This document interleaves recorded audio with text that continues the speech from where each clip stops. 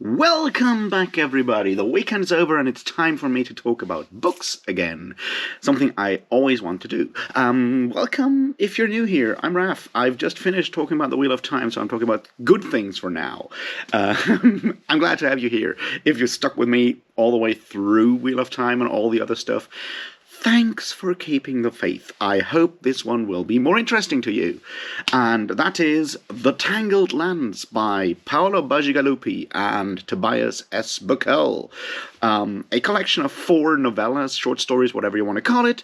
And that's what we're going to talk about today. And this is May. I'm going to do the thing, which is cheer one of my Patreon backers, because they're nice people and I love them from the bottom of my heart. So yeah, this one's for Livia. I'm glad you're still sticking with me. Thanks for that. Cheers.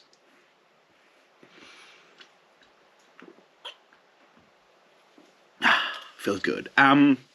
If you feel like you want me to drink beer to your name and ruin my health in the name of yours, you can always join that Patreon, but there's no obligations whatsoever. I might knit you a hat, though, if you do.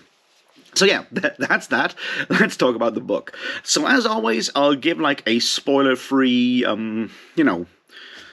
synopsis kind of thing. It's not a review, of course not, because I can't review books. And then we'll go into the themes that I think are important to look at here.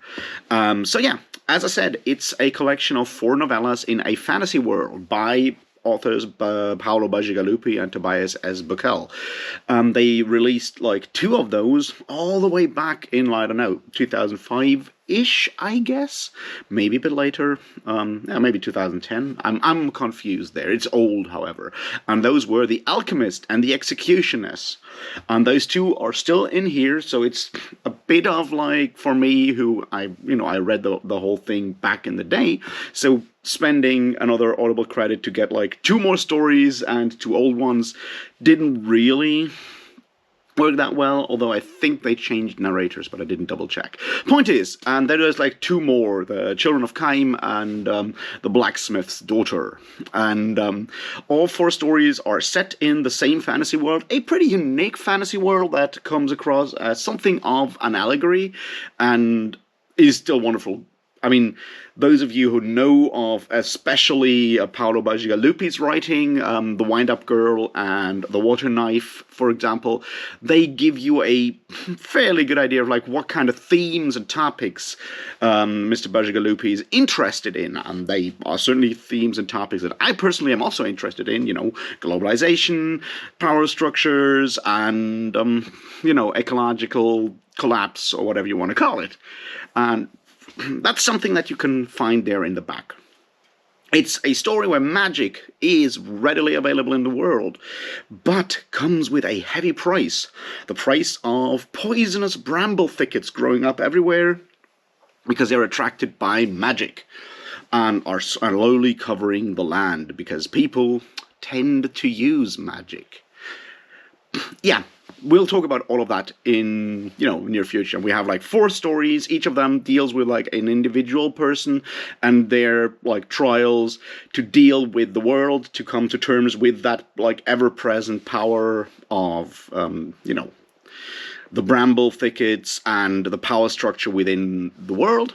The Alchemist tells the story of, an alchemist. It's written first person. All of them except The Children of Caim are first-person narratives, and that makes them interesting for me. The Executionist deals with issues of gender, whereas, The Alchemist deals with issues of, power structures, especially. And so does Children of Caim. So can see how, whereas The Blacksmith's Daughter once again has more like questions of gender inequality or gender discrimination in there, mixed in with, other aspects, of course, but That one seems to be more a topic of Tobias S. Buckell, whereas Paolo Bacigalupi is more into the power structures of capitalism, so to speak, and elitism. That's sort of where that focus lies. All four stories are fascinating. None of them is really really positive, but it's certainly a worthwhile read, I would say, for everyone who is interested in what you can do with fantasy if you apply fantasy, use it as a metaphor for current struggles, and how far you can go with this in a more direct way than, say, the Malazan Book of the Fallen, which certainly deals with a lot of similar, topics, but in a more oblique way, not as on the nose as this one. This was on the nose. It's direct and somewhat angry, and I'm all here for it. So yeah, if you're interested in that kind of thing, it's not that long a book. It's like 9 hours, 10 hours audiobook, so like, I guess 300 pages. Go check it out. 4 stories. You don't have to read all of them at once. It's well worth it. And now we can do that, and then we come back and talk about more in-depth things.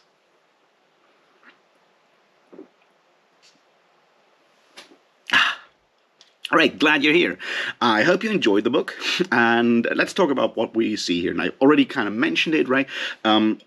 These are like fairly direct parallels to our world in these stories, in a way that you might not expect from a lot of fantasy that obviously deals with similar structures oftentimes, but not always. Not always in such a, like, in-your-face manner. And the whole story of the alchemist who struggles to solve the problem of the bramble through technical means, only to have those technical means seized by the ones in power to be then used to establish or shore up their structure of power. So the world does not change, but those in power co-opt and corrupt the technological, safety of the technology that can be used to maybe save the world, and use it just to save themselves and, build up their position of power. Now, that is something that we obviously see today, right? We have situations where people find technological solutions to all kinds of problems of our day and age. When we talk about, electric power, electric cars, renewable energies, and how a lot of that is still controlled by the elites. Whereas those too poor to afford specific aspects of a new, cleaner technology, for example, are forced to use old, dirty technology only to be then shamed, punished, or whatever by those who are already privileged enough to use them, to use the cleaner stuff, right? It's like the whole let's blame those countries that can't afford renewable energy for using coal power after we've done it like forever and ever and ever and started ruining the world. It's that kind of story. It's absolutely grim, although it does have that personal, sort of positive ending that our alchemist and his daughter and his now lover, wife, whatever, manage to, flee the city, get out of the system of violence and abuse that is there. So that's nice, although it obviously doesn't really, give us a lot of like options on where to go, because leaving the system, going off the grid, so to speak, is not always an option for everyone. Yeah. I think an important aspect there is the whole relationship between the alchemist and his daughter. The way he uses magic when he has to save her life, but also the way she feels abandoned, does not really understand what he's doing, being driven by an idea to the detriment of, familiar or family relationships, personal relationships, and all of these things. These are topics that Paolo Bacigalupi touches upon, and he does so in a meaningful way. The way he takes that personal suffering front and center, because that's how the story starts. It starts with the alchemist having to sell the bed and his daughter crying about it, and then all these other things follow from that. So once again, and this is a topic that we see in these stories a lot, the generational topic of family, children, and how those, impact our lives in a lot of ways, which once again is a parallel to the Malazan Book of the Fallen, I guess. Yeah, let's talk about the next one a bit more. The Executioners, about someone, well, a woman, that is forced to take a man's job even though society actually doesn't want her to, and she is the one who will be in charge of her family and save her family, and then go and try to save her children, which forces her to overcome a lot of stereotypes, overcome a lot of gender discrimination, to be the person that she wants to be, to make her own stand, and yeah. It looks at other aspects of that whole arching theme of the world being, slowly dying because of humanity's inability to stop using a very convenient but powerfully dangerous source of energy, in this case magic. With the culture of the Pycans, the religious group that decides that we need to get rid of humans using magic, or humans in general. We need to cull them and force everyone else, young people, to believe in a magic-free universe to solve the problem. And now this is obviously another aspect of how can we deal with these kind of threats to say climate change, the global climate, or things like that. Is an absolute radicalism an option? And Tobias Buckell seems to suggest that maybe not really, because it comes at a cost that might just be too high for us humans to pay. On the other hand, as I said, the gender issue is one that is addressed in this one a lot. Our Executioners faces a lot of backlash for being a woman, gets underestimated a lot because of that, while at the end being at least as capable as the men in this story, or maybe even more so. And that's, powerful story. It may be less impactful now because we've had more stories in that vein since it came out all the way back 10 years ago, or whenever that was. So yeah, but it's still really cool. Plus, the world that we see here is a fascinating. The traveling caravans, the bramble thickets on the road that are always burned away, the war elephants. It's cool, right? That world is really fascinating and cool in a way that we're going to talk about later as well. All right, the third one, the Children of Kime. Is it Kime? That one.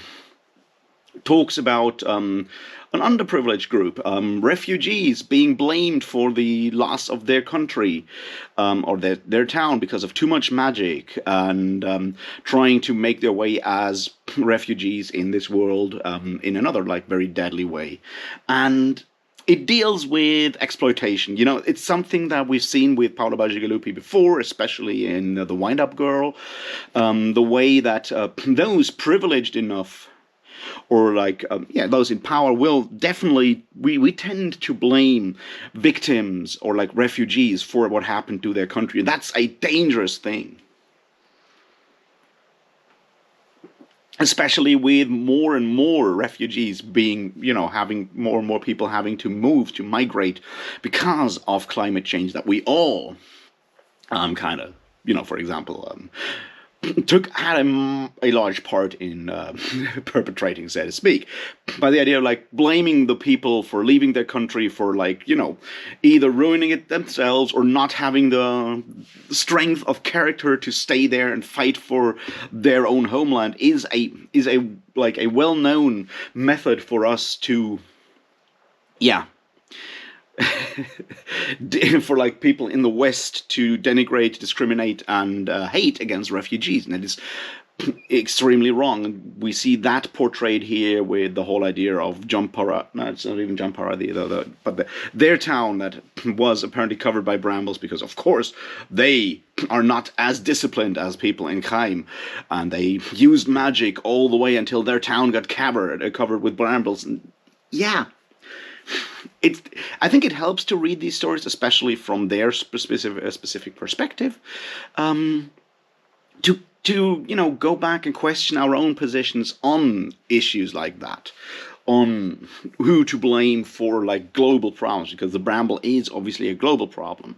It's not just the people in one specific town using too much magic and then their specific town being covered by brambles. Like, no, it has global knock-on effects, and that is something we see here in this story. We also find more ideas or like more elements on exploitation, individual exploitation of poverty and certain, other aspects of like the human condition, with the way that people who are, it fall into this like sleep, the bramble sleep, and are basically meat puppets that still technically are alive, I guess.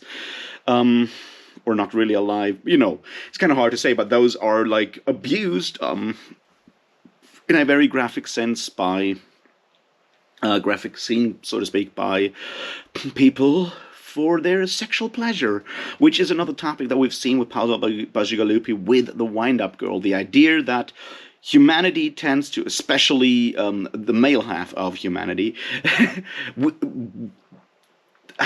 there will always be a demand for like a tendency to sexually exploit the weak and the less powerful, and that will then be commercialized by people who make money out of that, and tying that specific trend into like the problem of capitalism.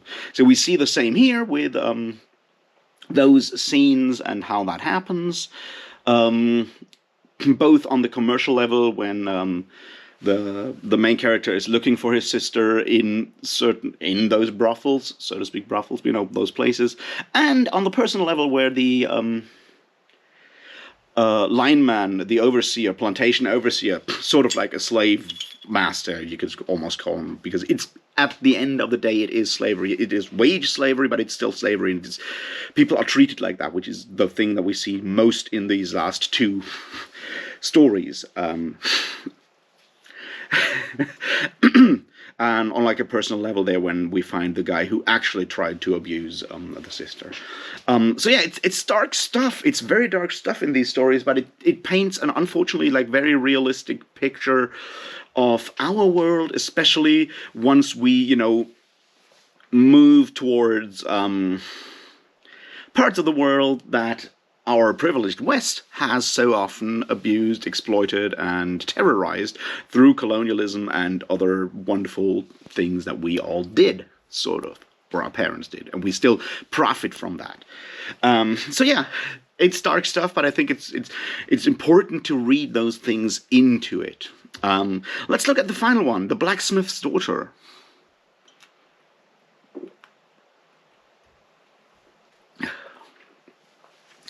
It once again deals with questions of gender roles, gender discrimination, and, the way of wage slavery, in a way that we see that while Sophia and her family are technically free and craftsmen, they can just as much be exploited by the ones in power, the lords, the privileged in this like industry, in this society that is all built on avoiding, on minimizing but never actually solving the problems of globalization, or globalization in this case, of ecological collapse through bramble. To their own benefit. We see how that lord is mistreating the family because he can get away with it, and the only reason he can do that is because he's rich and powerful and has contacts to even more powerful people. The willfulness there, the lack of any accountability, is something that is very, very strong in this story. And the other aspect that I personally appreciated a lot is the fact that our main character there, Sophia, is made fun of or insulted in a lot of ways because of her appearance. She's obviously a blacksmith herself, and people are calling her, too thick, troll-like, and all of these things because, she has a different body image than, or it looks differently than what you might call conventionally attractive. And having that in there and as a constant thing that kind of, is there nagging in the background is, I think, interesting way to deal with the problem, because like those of us who are not subject to that constant judgment by society for our looks, we probably tend to forget that it is a constant thing in the background. So yeah, I did appreciate that aspect. Plus, of course, the overall story, the way our characters try to either break out of the system or try to make, survive within that system, the way of like what kind of choices we can make or we can't make, how far we can push people, or how far we let ourselves be pushed before we fight back, or, not even fight back, but just like leave.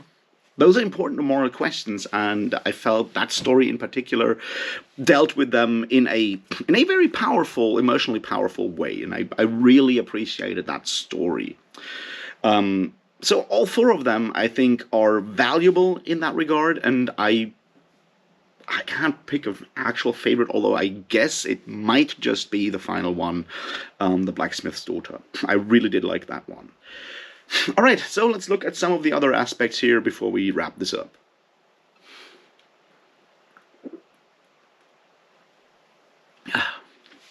Directness. I've already said you can read this whole thing as an allegory, and I think that's the right way to do it. Now, this is not Tolkien, who said, like, my book's not an allegory, and I hate that, and there are definitely, arguments to be made on whether, like, having this direct an example, this direct a parallel, this direct a metaphor for, like, global problems is, crass or whatever. But, and I think this is important, sometimes we need that kind of reminder, direct. We need it on the nose, because it's so easy for us as, especially privileged people, to ignore more fanciful reminders. It's easier to ignore a lot of the things that, for example, Stephen Erickson puts into the Malazan Book of the Fallen. But once we have the huge thing happening at the end of The God Is Not Willing, we're like, yeah, maybe we need to know these, maybe we need to be hit over the head with it from time to time. And I feel these four stories do that marvelously well. The next thing that I really appreciate about the directness is the slight estrangement, because we can use these fantasy elements with the bramble, which is a cool thing. And we can use those to exaggerate, to think these aspects through, look at the possible futures, the directions in which we may or may not be heading. And we can do this in a fantasy setting, and we don't need to call it science fiction. We don't need to have weird technology in it. We can just as well do it with fantasy.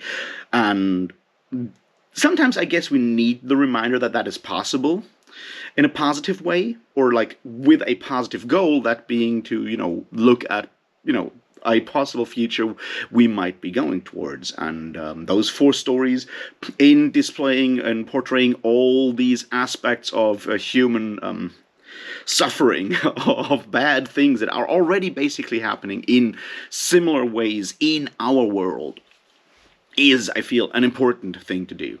The final thing here is obviously the undertones of post-colonialism, of colonialism, and of, still discrimination, which you may call racist or something else, of a privileged part of our world, the Western North Atlantic kind of part of the world, basically, towards less fortunate non-Western part of the world, the exploitation that people in, for example, Southeast Asia have to suffer, so we can still live free and rich and all of these things.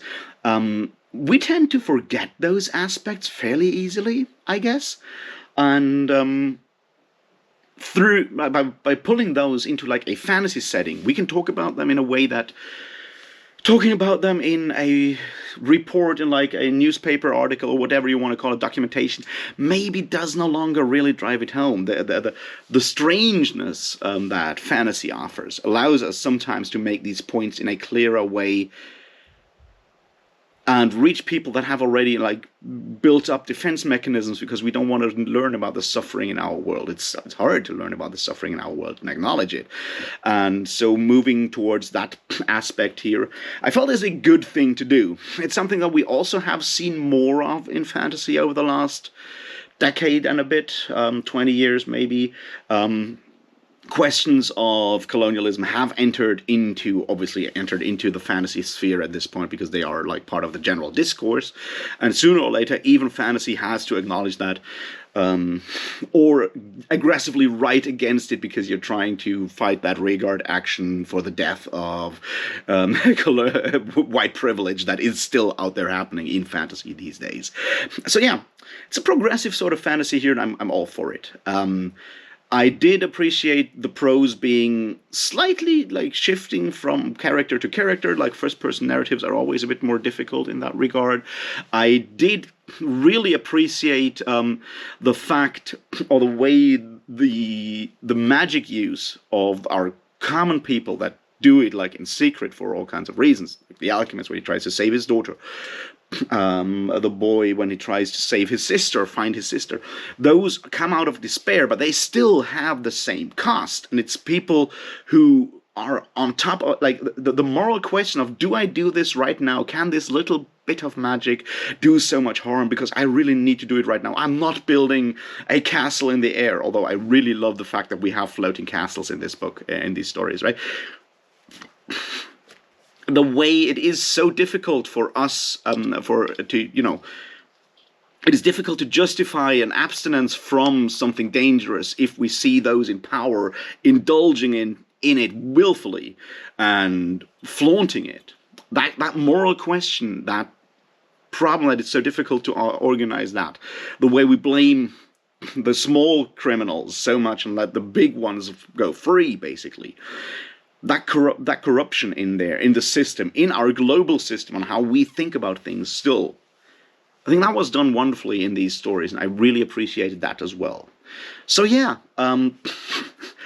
let's wrap this up, right?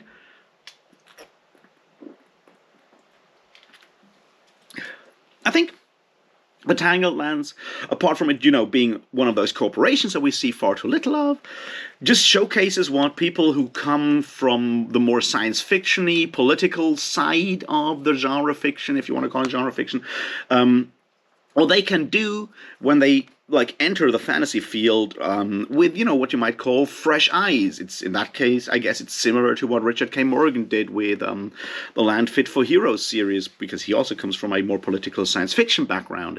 It's that kind of thing, and I feel myself drawn more and more towards these kind of stories, because they look at something that I love, and that is fantasy fiction, with a different view, with different techniques, with different approaches, with different eyes, so to speak. And that's always worth doing. Anyway, I hope you've enjoyed the Tangled Lands. If you have read it, let me know what you thought about them down there. I'd love to hear from you on that regard. If you liked the video, like, subscribe, share, do all those wonderful things. I would very much appreciate that. And I'll see you in the next one, possibly on the Chronicles of Amber. We will see. Have a great day. Cheers.